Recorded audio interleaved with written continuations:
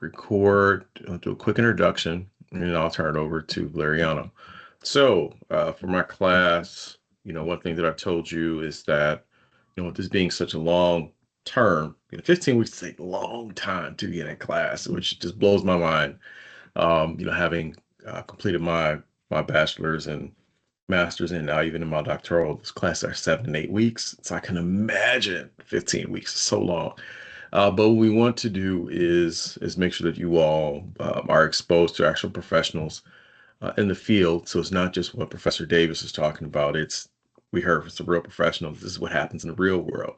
So you're able to make some assumptions and hear about what's really going on. And today, I'm excited to introduce a speaker that I've known for close to a decade at this point. We worked together previously at City Year Chicago, and to watch Valeriano go from my colleague over there, going through his own path, and then now ended up as the executive director for a nonprofit organization. And the timing just worked out with this course because we're talking about fundraising and all of that.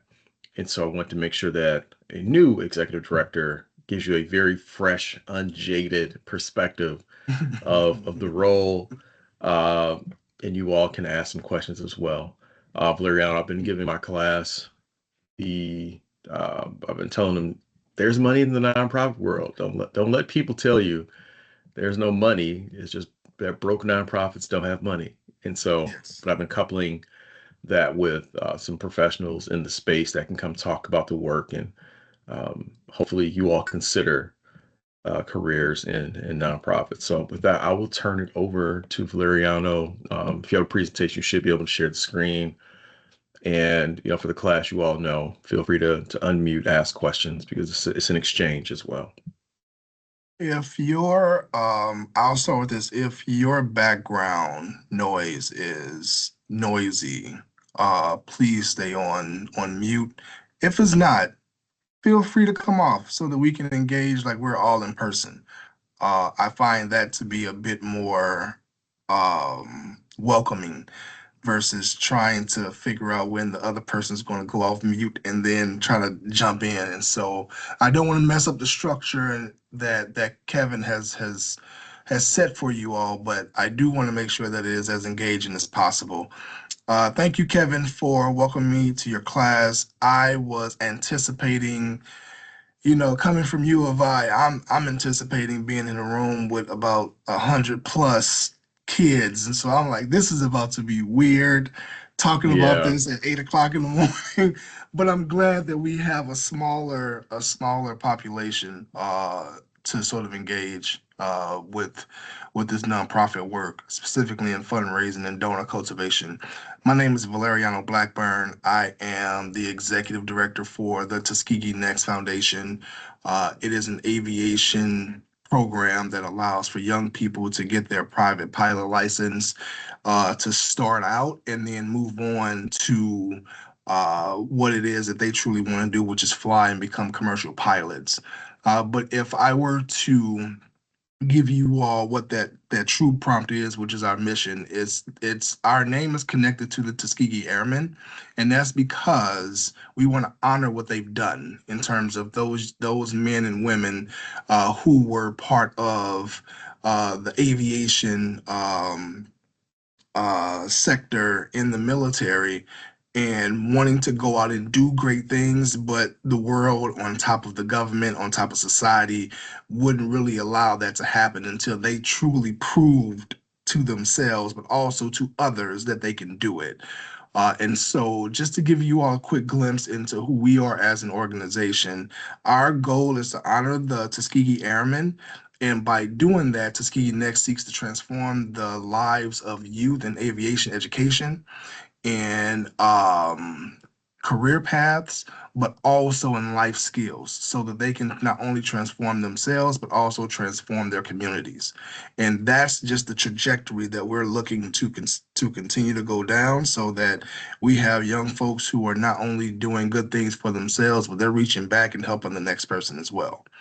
And so, with that, what I'll do is I want to just ask the room briefly, Um, when you think of fundraising, what do you like? What quickly comes to mind? And again, we can come off and you mute. I was gonna do the chat thing, but it's a small group of us. And so when you think about fundraising, like what comes to mind? Giving. Giving. My immediate thought is just like asking for money. Okay. For me, uncomfortability. I don't want to ask people for money. Discomfort. Absolutely. Cultivating relationships. Relationships. Yep.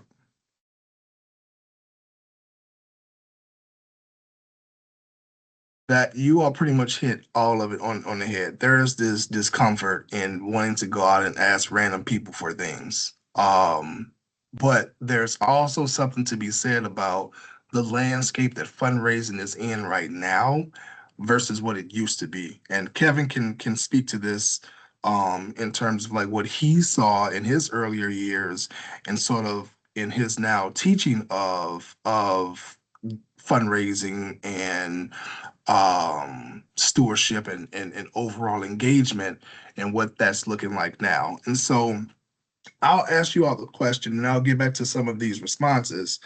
When you hear the word giving, what do you think about? And we don't have to be technical with fundraising, but when you just say Uh, the word giving, what do you think about? I think about care. You know what I'm Care. saying? Yeah, Okay. sharing is caring. Sharing is caring. Okay. What else? Let me get two more. For me, probably like passion, having a cause you're passionate about that you want to give to. One more.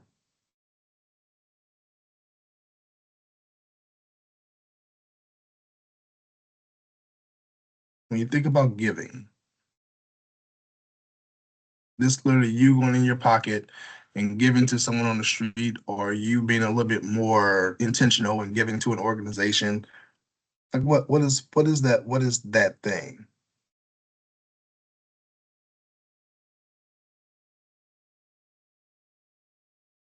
If we're drawing blanks, we can move forward. Okay. And so the first thing that was brought up was caring around giving.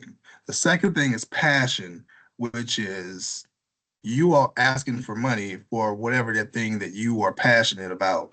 Let's connect that back to some of the things that you all said about what fundraising is. Why is it uncomfortable for you to ask for money? Like why do you think that? I think I just know I don't like being asked for money. Like it's kind of like if I want to give to you, I'll You're give gonna to do you. it. Mhm. Like yeah, I don't really like being asked for that. Um, and I think usually in my experience in helping nonprofits with fundraising, um, I'm not talking to like big donors that we already have a past relationship with, right? So I think that also comes from my experience and talking to people who probably don't really know who we are. Mhm. And especially that is usually the harder end of the stick. Got it. Relationships. Why is relationships so important in fundraising? I think because like there's different ways of like quote asking for money. Like being approached on the street cold is a different level of uncomfortability than having a colleague or a friend who knows you, who knows your drives, who's appealing to something more personal. So having some type of connection, which Yeah. is then going back to like care and passion for whatever that thing is. Okay. Absolutely love some of these responses. One of the things that I'm going to speak on today that's going to help us look at what fundraising is, what it was versus what it is now. Giving is a huge section of that. But there's this transition that's been happening over the course of, I would say, the past 5 to 7 years, where people aren't necessarily just giving anymore, they're investing. And there's a different connotation that goes with that. Whereas giving is all about care and passion. Like, I want to give, and there aren't true um, um, markers that we're looking for to receive when you give, because you just feel good about that thing, you're passionate about that thing, you want to do that thing, versus investing, which is a little bit more strategic. It's like, I want to understand what the return on my investment is going to do, whether that be financial or whether that be social. And so what does your data say about what it is that I'm doing? What are you all looking to do, and how does that look? Is there expansion happening? So it's a number of things that can happen in this new way of fundraising that now makes it a little bit more difficult for nonprofits to have the budgets and the revenue that they once had, because now people, donors specifically, corporations, foundations, major givers, those folks are now asking for more insight into what you're doing with my money that I'm giving. And so it brings another layer to the organization and to what it means to actually take funds from someone and make it applicable to a thing, right? And so that's a whole thing that we can talk about. But I wanted to just quickly get into your thoughts around what fundraising was, because that's going to shape the conversation. We have, it seems like we have what, five folks in here. If we can quickly go around, say who you are, what year you are, what you're looking to do, and what you're looking to sort of walk away from this conversation with, that would be great. Let's start with, is it Quadrell? Yes. Did I say that right? Yeah, you said it right. Thank you. Okay, perfect. You said start off with my name, my major, my year, right? Yes, sir. And what else you're looking to get from this class and this conversation? Okay. I'm Quadrille Hill. I'm a senior right now currently. My major is business management. Okay. Um, what I get, what I plan on getting from this class is the knowledge of nonprofit, knowing just knowing the details and just really the definition of a real nonprofit. You know what I'm saying? Like, and so it's definitely different type of organizations where nonprofit comes in at, but some nonprofits I just want to just tap into as far as like a real cause. You know what I'm saying? To build a community. You know what I'm saying?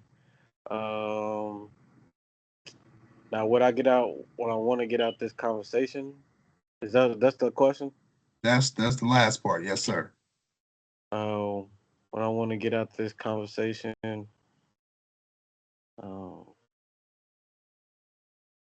That's interesting. Trying to think. If it's developing, I can circle back to you toward the end. That's perfect. That's cool. Okay. All right. Next person. I can go ahead. I'm Maddie. I'm a senior this year, graduating in May, studying nonprofit management and public policy, and eventually want to get into gun violence prevention through policy. And out of this conversation, I'd kind of just want to get a bit more perspective, I guess, on your experience within nonprofits, especially being an executive director. I think that's a really valuable position to be in, and great to hear from an executive director, especially as it's somewhat of a new role for you, I think. And kind of just that I can imagine it's probably a pretty steep learning curve. And so yeah, getting some perspective on that. Perfect. Thank you, Maddie. I can go. My name's Abby. I am also a senior, graduating in May, and my major is business and nonprofit management. My goal right now is to end up in the nonprofit space in some capacity. I don't really have a super great idea of what that specifically looks like, but I think like I'm considering maybe some sort of event planning or volunteer coordination, something like that. Yeah, what I'm looking to get out of this conversation is just having a better understanding for how executive directors, like what your role is in fundraising. And yeah, just like to hear about your experience as an executive director. Yeah. Perfect. Thank you, Abby. Let's go with Emma. Yeah, I'll go. So I am a senior in nonprofit management, and I'm hoping to graduate and find a job in the mental health care accessibility space. But I think it's really interesting. I've done a lot of service-based organizational work, but I've never done anything with I haven't done as much skill development work, so I think your organization sounds really interesting, and I'd love to just hear what your experience has been so far. Okay. Last person.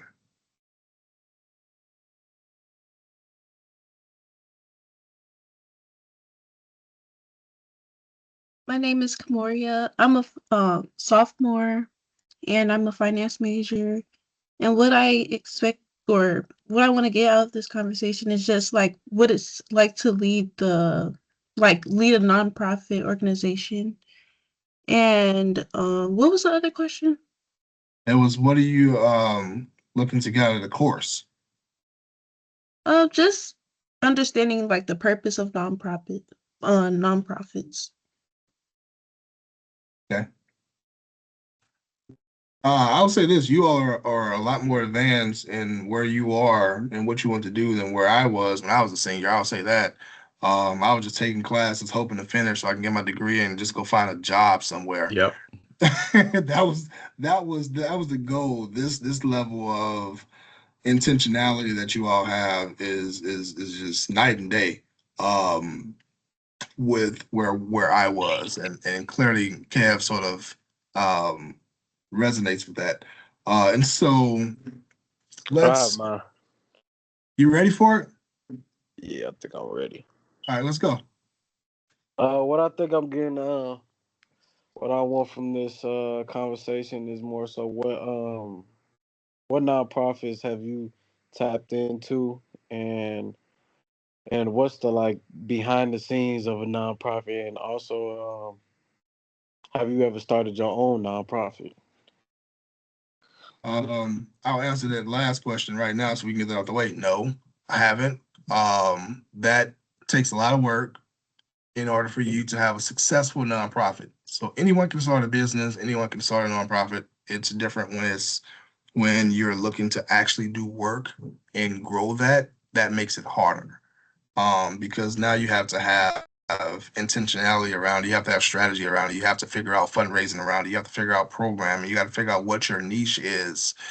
And to the thing that I assume Kevin has talked to you all about this a lot. It's like, well, what is your value proposition? Like what are you going to bring to the table that's different than someone else?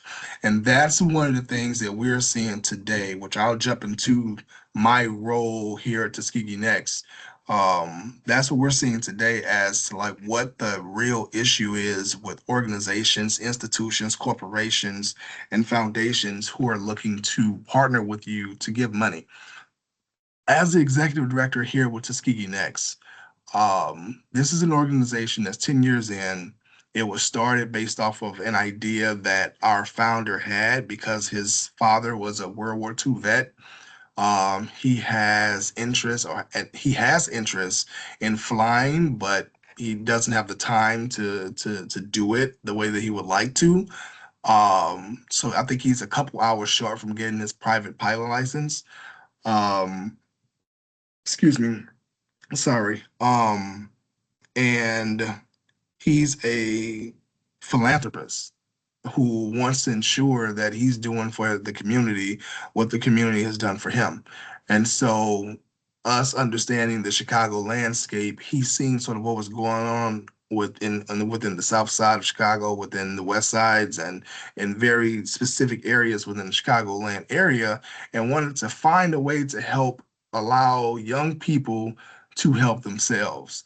And he had a conversation with one of his buddies and said, "This is what I'm thinking about." And he said, for the most part, he was looking for this person to sort of tell him his idea was silly. And instead of him telling them that the idea was silly, which is like, I'm thinking about starting this aviation type of program, the guy cut him a check for $30,000 and said, "Do what you will, start this up." And that was the beginning of Tuskegee Next. Um, It is a phenomenal program that allows for young people to go through a very accelerated um, program to get your private pilot license because it takes a long time. There's a number of things that go into the process. I won't get into all of that, but it's anywhere from 8 to 9 week program where typically it takes you upwards of 6 to 8 months to get your private pilot license. People look at, well, are you all minimizing requirements that's needed for someone to actually become a pilot? And it's like, no, we're not. It's just that that's the only thing that you're focusing on. We're not allowing other factors to come into play that will allow you to not meet your hours and not get in the sky or not understand what it is that you need to. We have a flight school that we work with that is intentional with ensuring that Tuskegee Next is doing what we need to do. And we are supplying the young people who are willing to do all of the things in order to ensure that they get their private pilot license. And by the end of that 8, 9 weeks, they're leaving as private pilots, they are leaving as drone professionals, and they're leaving to go on to that next step. And that's where my role comes into play, is to figure out how are we able to get them to that next step. A lot of the people who come through our program, they want to become commercial pilots. They want to fly for Delta, Southwest, United, American, all of the big companies. Or they want to go to the military and fly fighter jets or cargo or whatever it is. Or they want to do some private and fly some of these rich folks around and make their living like that. But whatever it is, we want to make sure that they have the avenue and the ability to do it. And that's my job right now, is to figure out 4 things. What does it look like to build and develop our board, which we've had a board since the start. It's just it's been a space that allow for people to come and say, but we are wanting to be a little bit more intentional about that. Like, what does it look like for a board to truly be engaged? 2, to fundraise. Our organization has not taken any money from the government. And while we tilt our hat to that, we don't know how sustainable it is to only focus on outside dollars. And so one of the things that I am looking to do is to tap into some of these resources and grants and local officials and foundations to figure out how we're able to get some of these major gifts in, but also just tap into the workforce development landscape that a lot of the municipalities and states have programming around, to see how we can get into that. And so that's one of my main jobs, to figure out how we're able to expand that. Because right now, our complete fundraising was based off of one event and one event only. And that's our Red Tail Ball. That's our gala. It is phenomenal. I will put in the chat um, for you all to visit our website just so you can see what that looks like. Um, because it is a phenomenal organization. It is a phenomenal event, and it is a phenomenal time just with other folks to see what it looks like for people who are supporting this one thing all come together to continue to support that thing. And that's where the majority of our dollars come from. That's not sustainable. That is not sustainable. And I recognize that immediately. Heck, I think I've had a couple conversations with Kevin around like, what does it look like for a nonprofit to be able to be successful, and in doing so, you look at all these intricate details. Like that's where it tells the story. And so that's the second part. The third thing is having a vision for our program. Right now, our program is successful, our program is good, but we have to figure out what's next. I'm working with universities, Tuskegee University for one. We're going to have a partnership with them. We're in the final phases of that, but for us to have name likeness, um, and people consistently associate Tuskegee University with Tuskegee Next, for us to have not had a true partnership up till now is criminal. And so we are making sure that we are making that happen. They also have an aviation program, and we're going to figure out what it looks like to have those two organizations come together. Hey, Valeriano, Yes, sir. do you all have a relationship with the Civil Air Patrol? No, Are you this is familiar with it? I am not, but you're making it a thing, so I will now. Uh, I It also know that is, you are a an aviation person, so yeah. We could chat offline, but I think it's an org that you should check out. I think there may be some overlap and opportunities there. I think especially in your area, the location, it may be something to look into. It's essentially like a non-school based ROTC type program, but their goal is to get young folks into the sky. And I think there's some overlap between what they do and what you do, and connections to military, all sorts of, different things may open up opportunities. So, no, thank you for that.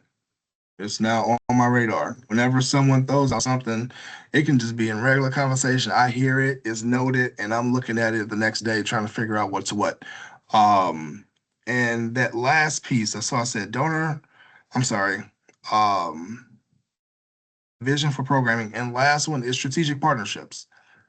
We have lived on the backs of very giving people for the past 10 years. In order for us to have another 10 years, it's not going to be on living on the backs of people who give, but people who want to invest in those organizations and corporations who want to also invest. Right now, every time I speak to an organization who wants to do something, they hear about our program, they hear about our results, they hear about what we're thinking about for the future, and they want to give and they want to invest in order for us to continue our programming. What that looks like long term, that's where we're figuring things out. Because some folks want to give short term. Let me stop saying that. Some folks want to invest short term, while others want to invest long term.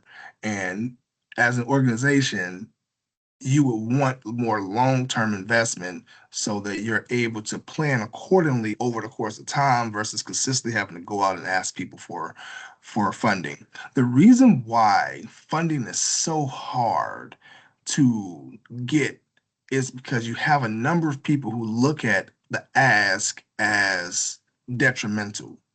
It's like you have to go out and ask to get this money. That's not how that goes. And I just learned of this new term that I'm going to use for forever. It's called friend raising versus fundraising. Friend raising is you entering conversations not with the hope that you're going to walk away with the money, not with the hope that you're going to walk away with a very specific ask. You are entering the conversation to do what? Build relationships, To have a build new friend. relationships. That's it. That is it. That's where everything starts. I I I will I won't say that every single conversation that you have should sort of be this friends raising type of conversation, because some have to be extremely strategic. But for the most part, when you're building and you don't know people, unless to I forget who said it. Um, I think it was, I could be wrong. Maybe it was Emma. But when you're going out and you are cold talking to someone, the goal is not to ask them immediately for something. And that's why people get uncomfortable, is because now you have to ask for something versus engaging in conversation and sort of painting your picture. The painting of your picture is what's going to allow people to want to engage, is going to allow people to want to continue the conversation, and ultimately going to want them to invest in you or invest in your idea or your organization, because we have shifted from people who wanted to just give to an organization or to a cause. People are like that, and you will continue to have a small amount of people like that, but more folks are investing in people and into a person idea versus just this random thing. And that's something that I'm learning being in this new role. That yes, you can have people who are going to want to do and give and do all the things, but at the end of the day, it's all about what it means for you to set up the right framework. Is what does it look like for you to cultivate their relationship and be a great steward of folks' money? And lastly, what are you actually doing when you have it? Not only you're showcasing them, but you're also developing plans of what it could look like for the future. So you're not being stagnant. And that's one of the things that I've noticed. I had to get out of my own way in thinking about asking, because it is uncomfortable to go into random people's faces and ask for money that you don't know. I just did a presentation to an organization, and I didn't really know the person who brought us, but we did have a conversation, and I knew no one inside. It was all board members. And the goal is for us to pitch to get into this major corporation's foundation so that we can earn their partnership, thus earn their dollars. We're in limbo right now because we don't know what happened. I know we had a really great presentation. I know we answered all the questions. And I know we have a phenomenal product, right? In this program. Now we're in the waiting phase, so we don't know what's what. But what allowed me to go into that conversation more loose is I'm not going to ask for right now. I'm going to present this idea. And if this idea matches with what it is that you all want to do and what that looks like, you all are going to contact me again. It's just a matter of how long that's going to take and if all things align. But I'm moving out of my own way to think of things as more friend raising than fundraising, because as you continue conversations, that's when you know that something can happen toward the end. So I've been talking for a while. Let me stop there to see. I know I've said a lot as well, to just ask questions around what you've heard. Did anything percolate? Is there something else that you would like to for me to expand on? I was curious with for the people in your programs, what's typically like the biggest hurdle or obstacle they would face, or maybe they do face within those programs in getting their piloting license?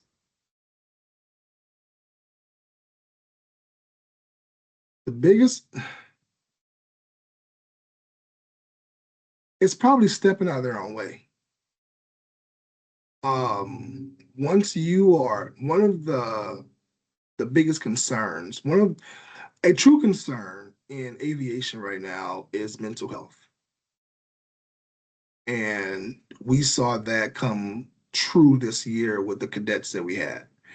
They were all smart as the whip. They were ready, they were prepared.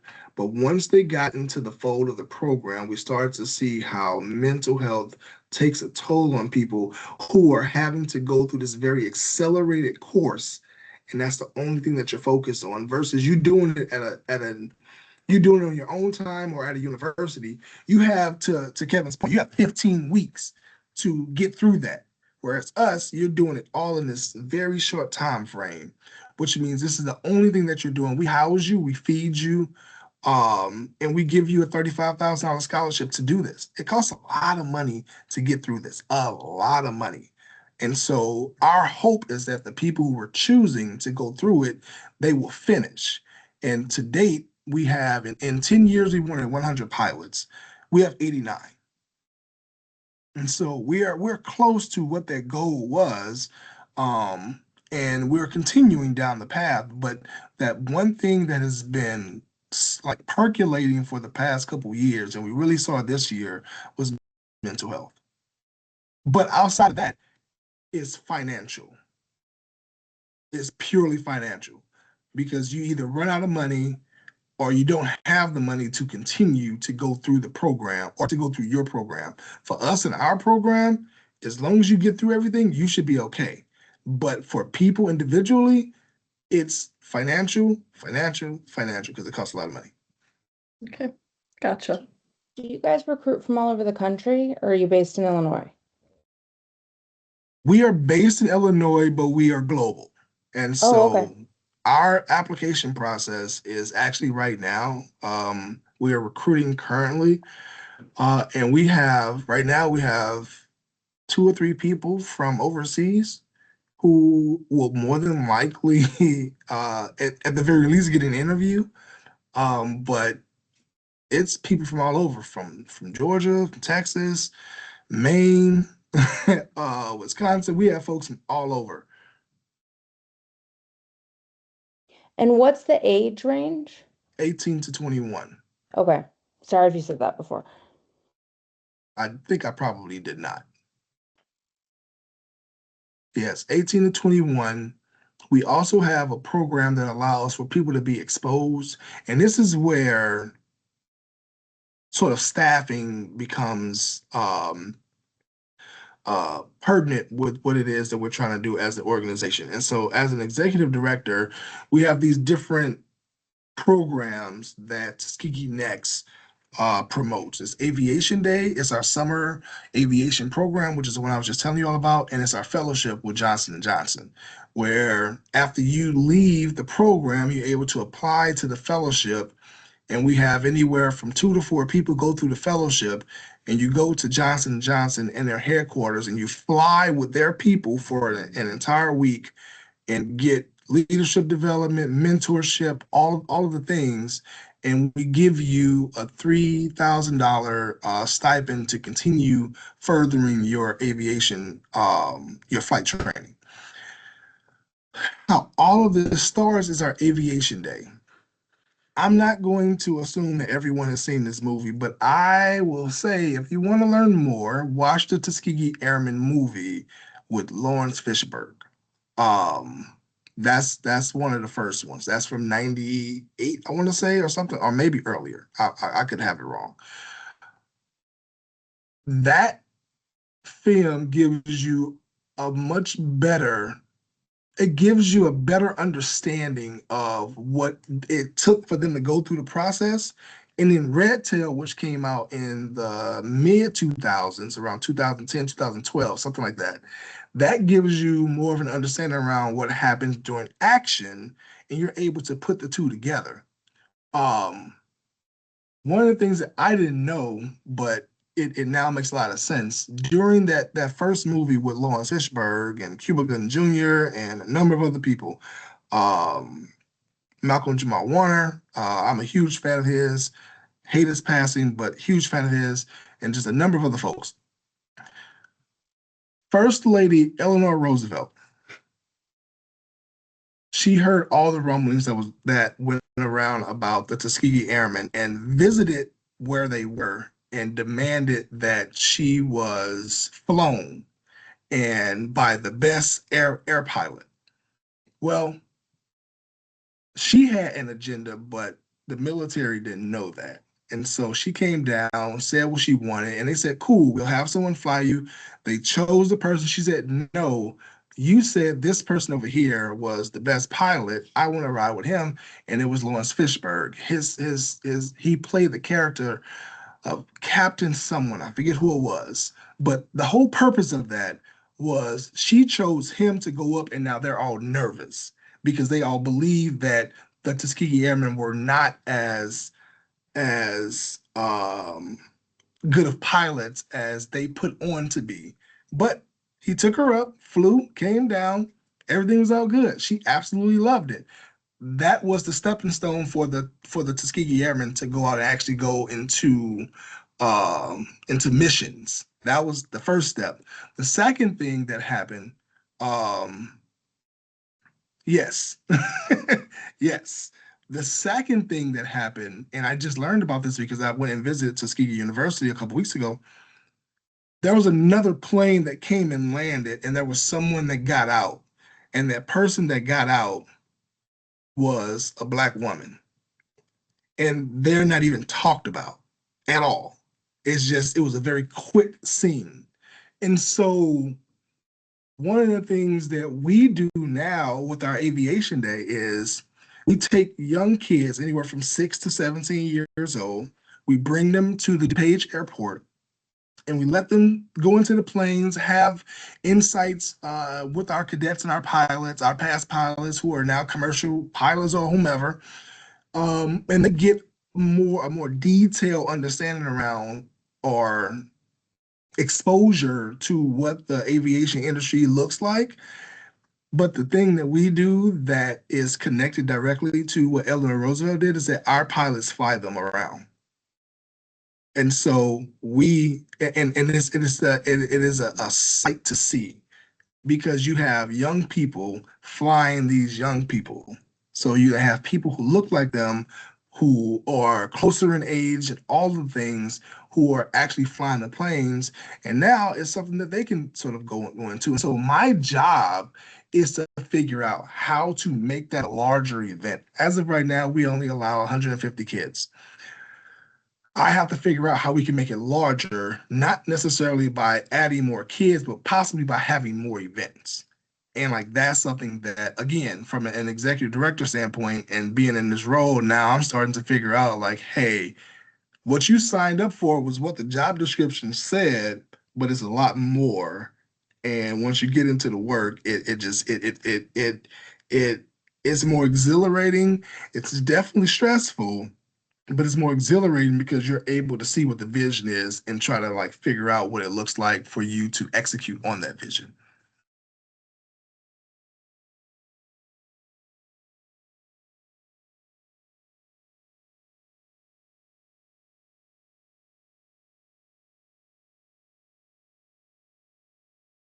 I'm Did looking you at say somebody. that your foundation was your like your background was in marketing or what were you doing before you got this job? That is a very good question. That is a very good question. And it's one that I tend to have, I haven't formalized a perfect response to it yet. Um, so just giving a little bit more background. I started out in banking. We were purchased by US Bank back in 2008, 2000, no, 2009.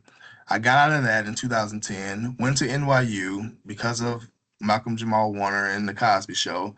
Um, I saw it as a kid, and I remember him I going always to wonder how you ended NYU. up there. Yeah, it was it. I never imagined going to NYU, but I knew of NYU because that's where Theo went. Um, my then fiance got a job in New York, and I decided, hey, I'm gonna move, and we gonna go to New York together. And NYU kept smacking me in my face every time I turned around. So it was the thought. I saw the Cosby Show where he was graduating from NYU. I went out there. I got on the subway. NYU's advertisements were everywhere. We went into Times Square, and then we just so happened to walk into the Village, which is NYU's campus. And like all those things just kept happening. And I'd already looked at a program, but I didn't know if I would, one, be able to get in, two, if I really want to do it. Once I hit the campus and it was like the third thing, that was it. So I applied. Um, Came back to, I got into their Steinhardt program around educational leadership because I thought I wanted to get into ed policy. So similar to you, Maddie, like my goal was to help develop ed policy, but I had no experience in it. And my program director at the time asked me the question, which is I can see Kevin asking me, like, all right, cool, you want to get into it? Why? What experience do you have? and the experience that you have, how are you going to help lead what it is that you're trying to create? And she told me, well, you haven't taught, you haven't worked inside of a school. Who's going to listen to you on developing policy? Now, this was 2010, 2011. So clearly we're in a totally different landscape now. Anyone could get into any position and help develop strategy around anything versus you needing to have experience to do it back then. And so I came back here to the States with my grand old educational leadership degree, my experience in banking, my degree from U of I, and wanting to just hit the ground running. And I got every door closed in my face. So when you say asking for money, I was just asking for conversations to meet with people who I knew to talk about potential jobs, and no one opened those doors. And so what I ended up doing was finding a way to encourage conversations and then sort of land my plane when I was having those conversations. Um, but say all that to say, I got into nonprofit management. I got into nonprofit management, and then realized that in that space, I was also leading DEI, and I wanted to leave there, go into consulting around DEI, and do something that was very selfish for myself in terms of like a money grab position, but that wasn't what I wanted to do, and I quickly understood that. So I left there and started my own logistics business. That's the part that is not perfect. I don't know how to present that and put that in sort of my whole professional pie, if you will. But this position that I am currently in, it came about on LinkedIn, and my wife sent it to me. I looked at it. It was in aviation. I was like, this is not for me. I can't do this. So I just went away from it. And then the next day I saw it again and I reread it, and it spoke to me differently. I more so thought about the skills. I thought about the opportunity. I thought about what they were trying to do, and I jumped on it. Um, Talked to Kevin, talked to a couple of my other friends, and people who are much smarter than I am, and figured out what this could look like and what I wanted to do, and if this was a viable option. I will be honest in saying Kevin was like, "Are you sure?" um, you need a little bit more insight. You know, like this right here gives me pause, and you need people like that to be able to help well round your perspective around what steps you're about to take. And so my background pretty much was a stepping stone here because I led programming when I was a city year. I volunteered a lot on the fundraising side. I chaired DEI. I I saw a lot of what I don't like. And so now I'm able to bring that into an organization that allows for us to be able to help develop and bring young people together to continue down a path that we both want them to go, but they want to do for themselves.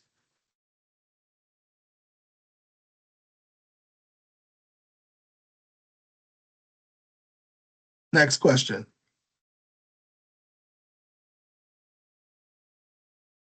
I'm curious if you either like during your time as the executive director so far or just like previously have asked like instead of the what's it called friend raising Mhm. um if you have like been had to ask very strategically for a specific amount of money and like what that kind of looked like and just like yeah, I guess how like your experience was doing that. So right now, this isn't that, but I'll give you an example. Our major event, which is our Red Tail Ball, our gala, it just brings a lot of people together. We raise a lot of money. Well, we had a glitch that day, and a lot of the people who gave that day, transactions didn't go through. And we are now following up with people to get those. It is a very delicate situation because you don't harass people for what they've given, and you don't want to be pushy around the fact that you gave, but you do have to find this middle ground around what it could look like. So to your point, Abby, um I'm learning, and I'm learning that my approach to get things done is not and was not the same approach that previous leadership took. And that's both eye-opening for the board and leadership here, but it's also scary because certain folks wanted to be aggressive, certain folks wanted to be sort of um liberal with it, where I'm like, I want to be strategic and I don't want to keep sending messages. I don't want to keep making it seem like we are begging, but we have to figure out what that looks like. And right now, um, we have developed an approach that does bring in the ask that, hey, this was the amount that you pledged, this is the amount that you donated, this is the amount that you gave, putting the person who brought them or who's connected to them on that message, and giving you all of the opportunities to take care of it right then and there. And I think that we're going to see a really good response to that. But we've been trying to figure out what this looks like. And typically, if you go months after an event to try to reconcile funds, you typically don't get those. Um, and so if I am, and I will be in the situation that you described around asking for funds, I can even go as far as to say for donors who have given in the past who've fallen off. Like, what does it look like to re-engage them? A lot of the time, most of the time, when people, organizations stop giving, it's either because they have restructured their giving campaign, their giving structure, or, and most of the time, it's because the organization, the people receiving money, you stop doing your due diligence. You stop with the stewardship. You stop with the follow-up. You stop with that relationship building. And that's where a lot falls off. And I am finding, I've actually called one person since I've started in July. I've called one person 7 times. We have yet to talk. The goal is for me to just talk to them. I'm not asking them for anything because that was a relationship that had fallen off, and I have to figure out how to get it back because of what my predecessors did. And so I can look at it. It is frustrating to, and it is extremely frustrating to contact someone and they don't respond. It is extremely frustrating. But what's going to happen is they're going to pick up that phone or they're going to give me a call back and we're going to have the conversation. So I just have it in my calendar, call them every 2 weeks. I give them a call every 2 weeks. Similar to what Kevin does. Kevin says, hey, I go through my phone on a certain basis and I just reach out to people to help cultivate the relationship.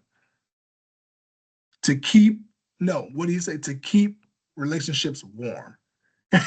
To keep relationships warm.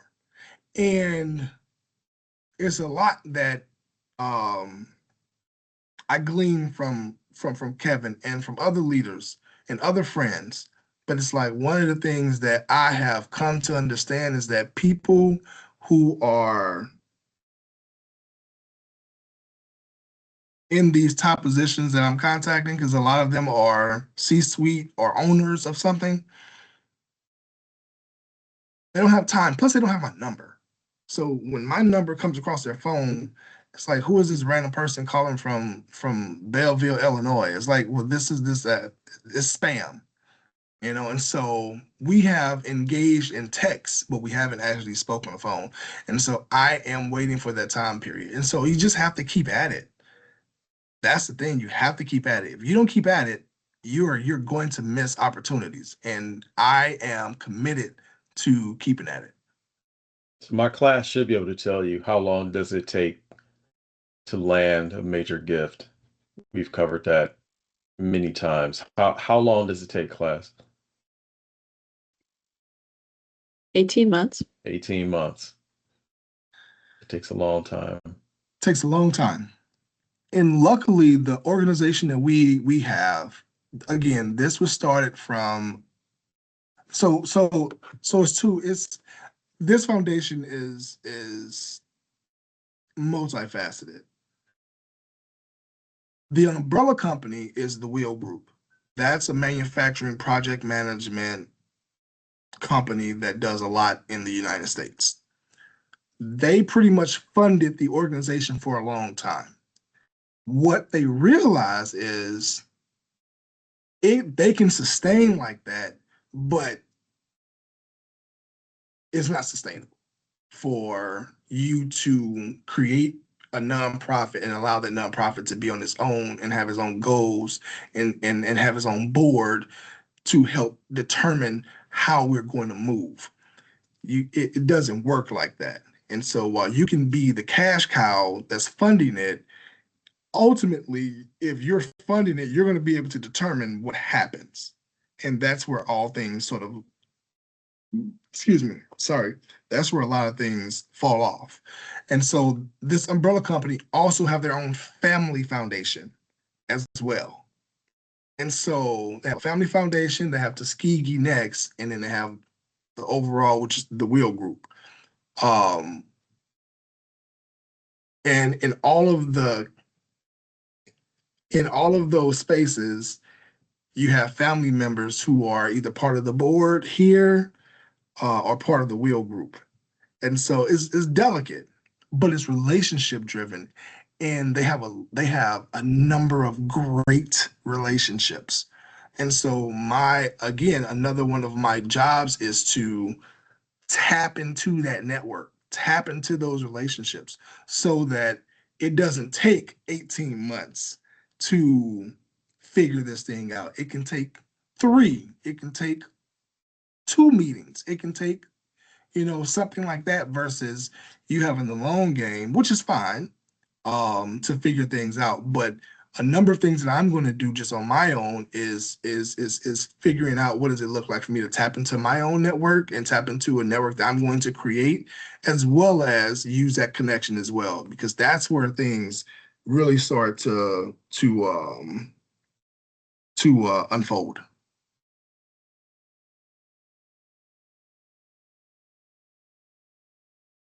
Oh, I just saw Maddie's message.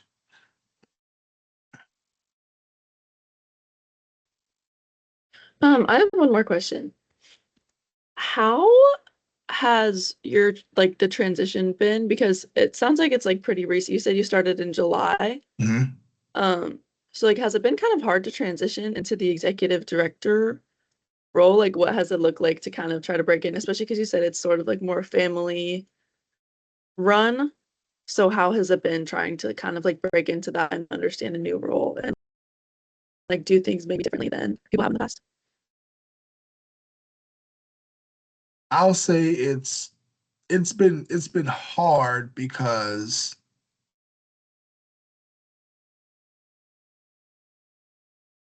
I'm new to this role. I'm new to being an executive director, so I am getting insight into what it means to have ownership of all areas of an organization. That's something I've never had insight into. And so now I'm looking at compliance, I'm looking at fundraising, I'm looking at vision, I'm looking at strategy, I'm looking at employment, I'm looking at all areas. I'm looking at um what is it? I'm blanking, but we had to build out our office. And so I'm like, we had to literally buy desk and buy all of the things. And so you have to, I had to shift my perspective around what does it look like to run an organization versus being in the throes of it. And one of the things that, from a predecessor standpoint, people who have been in this position prior, they have found a way to live in one part of that. And that's where their success hasn't been shown because they're focused on one part when there are multiple areas, right? And so one of the things that I learned during my time at City Year was mapping out what stuff looked like. So you're strategically planning what all of these different sections of your job looks like. And one of the things that I forced us as an organization to think about was ensuring that we have dry erase boards around. We have three. We have one very large one and two smaller ones. I will let you see this. Um, and it's we just put it up, and so and immediately I started putting down like what things are, the structure of what we're doing in terms of the things that we want to hit for the end of the year. Like that's on our main one. The priorities that I have and that my program director has, that's on hers, and my priorities are on mine. And so we have to figure out what does it look like to be able to be successful, but not get boggled down in the weeds. Like I am not allowing the programming component to bog me down. Allowing the program director to run in her position, running her leadership to figure that out. We will come together to understand what does, the strategy look like, or to talk through what she has developed, but not get into the intricate details. So when you all ask questions around the students, I, I'm just learning some of those intricate details. Even though I want to know it, I'm just learning some of those because the goal is not to just focus on that or focus on this. I have to have a full view of what is going on in the organization. And we had a conversation not too long ago where I had a board we had a board meeting in September, and my finance chair didn't show. And so we didn't have a readout for finances. Well, the other person that you're going to look at is this guy right here, right? And up until that point, he has shown up. He's shown to be reliable, but he didn't show here. If for whatever reason someone does not, if you have a presenting role in our board meeting, if you don't show, either your co-chair is supposed to present out, or I am. So I have to be read in. Well, the co-chair wasn't there. So the chair wasn't there, the co-chair wasn't there, and I wasn't read in. And so, and this is now my introduction to the entire board. This is the first time I am in this position in front of everyone. And that was a oh shit moment for me. Um, it didn't, and people understood. Um, it wasn't like I got in trouble of anything, but now moving forward, again, something Kevin has instilled is, at the very least, you have a high level understanding of what's what. And I didn't. I couldn't read out what they needed. And so I am learning as I'm building this plane, all pun intended.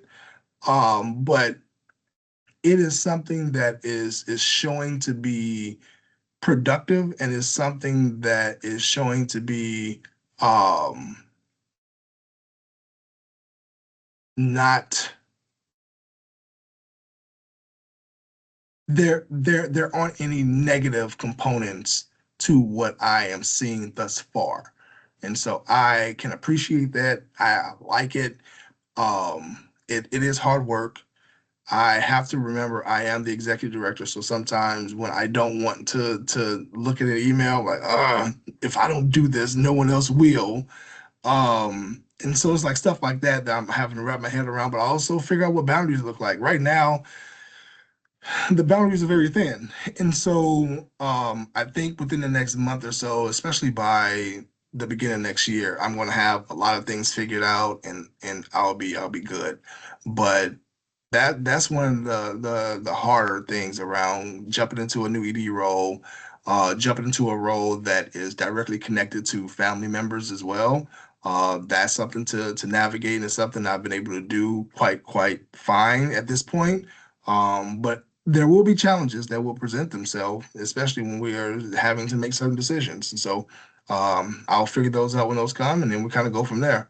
But I do want to ensure that we are looking at, from a fundraising standpoint, going back to the beginning of the conversation, giving versus investing.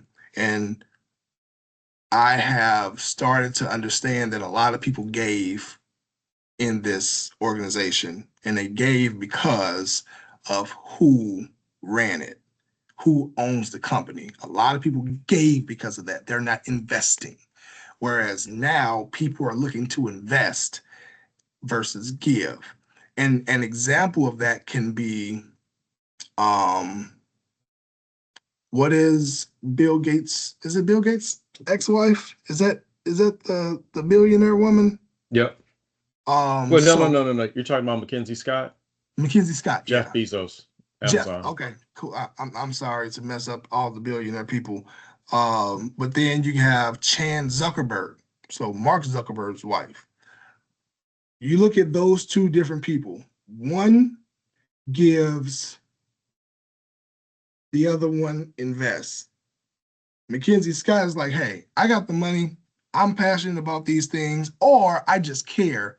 I'm going to give all this money. There isn't a true return on that. She just wants to do good work. Whereas the Zuckerbergs, they're like, we want to invest, we want to help build, and we want to potentially loan out. They're looking at what's the return on that investment. They're looking at what are you all doing with this? Or you're not just getting money to run your organization. How are you looking to expand? How are you looking to do these different things? And so those two people, polar opposites, they're connected by finances in terms of who they are and what it looks like, but in terms of how they um give out their money, one gives because they just give, the other one gives because they have another goal in mind, right? The Zucker, they can give in a way that is the same as Mackenzie Scott. But what they do is they will invest in someone who is creating a software company, while they will also invest in someone who's looking to stop um malnutrition somewhere. Versus Mackenzie Scott, she's like, well, I'm going to invest in um, March of Dimes. I'm going to invest in After School Matters. I'm going to invest in North Park University, right? Those are two very different ways of giving out your money. While one is connected and rooted to data, the other one may not be. And so when you all are thinking about this moving forward, I want that to like be at the forefront of your mind around giving versus investing. When you invest, it seems like you have more skin in the game versus when you give. And so remember that, think about that, and just see for yourself, like when you are having these conversations with potential employers or networking or whatever it is, like look at, if you were to bring that concept up, or if you were to bring up the idea of, I'm looking for organizations that's truly looking to invest in something versus give. And I promise you, you will have a different outlook on, or the person you're talking to will have a different outlook of who you are and how you think versus someone who's just looking to give and that's it. And it's not to say that it's bad. It's just it's different because the landscape has shifted.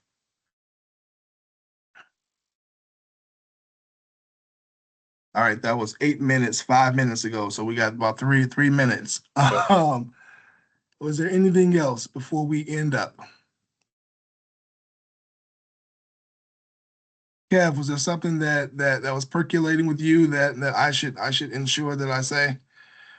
No, I wanted to reinforce what you were saying. I just had a couple notes here, and part of this is, yes, we're talking about nonprofit marketing and fundraising, but everything is so much more than that. It's how do you get there? What do you bring? Valeriano reached on, you touched on something that I think is very important. It's the relationship management piece. And, folks like to fuel what's familiar, what they know. And you have to have some skin in the game. You have to bring some of that. So you have to invest in your network and spend time.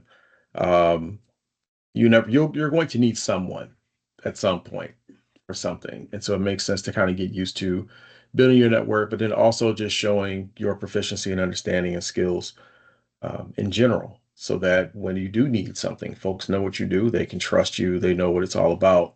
But one of the things that, as we're kind of having different people talk, one of the main messages that I hope you take away from this is cobble your own path. And it may not look like what you think. And so Valeriano talked about, starting in banking and going to NYU and doing these education, all these different things, and having a trucking company. But there are all of these different skills and abilities you pick up along the way. And a part of being successful is knowing what I'm pulling from each of these areas and how it will benefit somebody because I did all these different things. And so I no longer, look at my own background as like a random patchwork of things where to me it was necessity. I need to keep the lights on. I need to keep some insurance or whatever, but it's how you frame it. And even within the nonprofits, it's how do you frame what it is that you do in order to get other people to understand it. And so thinking about your own careers, how do you piece together that life story and how did it make you who you are? How does that benefit other people? So in this case, it's Valeriano's life experience in business and banking, education, and entrepreneurship that prepared him to be an executive director, because you have to be an entrepreneurial minded person. You need to be able to overcome objections. You need to be resilient and adaptable, all of that good stuff. So cobble your path, embrace the pivot when it happens, because it will happen. There is no linear path. I just gave a talk about that last Thursday. If you all are interested, I'll share the YouTube link for that. Also, think about each of your roles and why are you there? What do you hope to achieve? And that will help you decide when it's time to move up or out. And the last part is it's not going to be fun all the time. It is not going to be comfortable all the time. That's if I take nothing else from being an adult, it's learning. It's not going to always be fun. Like Valeriano said, how he doesn't, may not want to answer that email, which I get because I have some sitting in my inbox right now. And I'm like, all right, I got to do it. Who else is going to do it?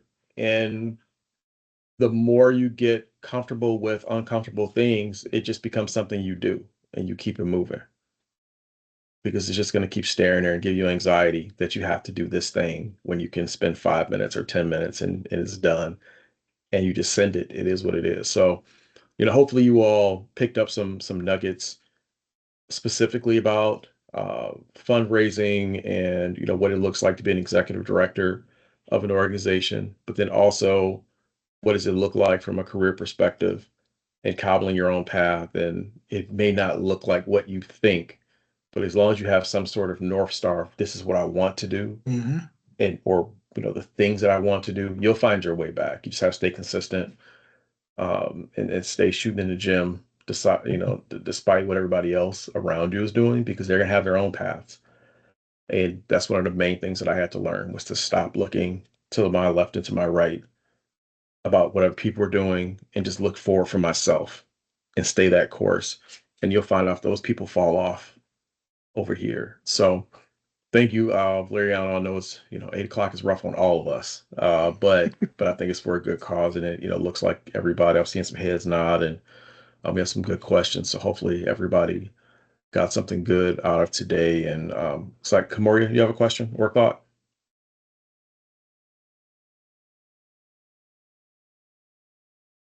I meant Yeah. to press a reaction, my bad.